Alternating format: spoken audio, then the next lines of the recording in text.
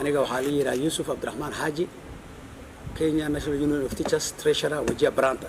aan ka yahay waxaan ka dhawaajin rabaa arrintan oo shaqo joojinta macallimiinta oo saameyn wajeer noo keentay waxaan rabaa horta inaan caddeeyo Kenya National Union of Teachers ururkan macallimiinta mar hore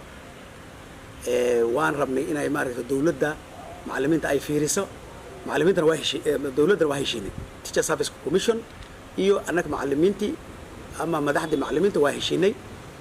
dawladdana waxay ogolaaday inay lacag nooga darto laga soo bilaabo bishii 7 waxaan ku heshiinay inaan ka qaadano waxay dawladda hadda noo haysa wixii dambana way ballan noo qaadayna mar dambe amaar ka wada hadal marka taasoo annagoo fiirinayna muhiimadda akhriska ilmaha uu leeyahay haddaan maaragtay aan dhaana shaqo joojintaas aan wadna aan ku adkaysana in maaragtay dhibaato ay ilmaha ugu imaanayeen xagga akhriska maxaa yeelay taamkan waa taam muhiim ah oo ilmaha ay hagaajinayaan imtixaanaad kuwa secondary waxay hagaajinayaan KCSE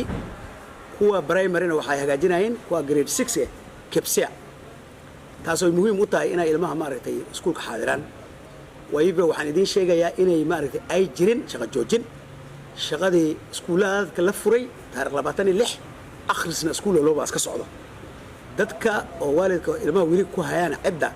waxaan ka codsanaynaa inay mugoomood ay jirin wayba waxaan idin ka codsanayaa waalidiinta kulli idinkoo i dhageysanaya inay macallimiinta iskuulka joogaan ilmaha kulli as wada keentin iskuulada intaas ayaan idinku baaqayaa strike ma laha ilmaha iskuulaadkaasi la keeno maaragtay waxbarashadooda maaragtay ay wax u dhimin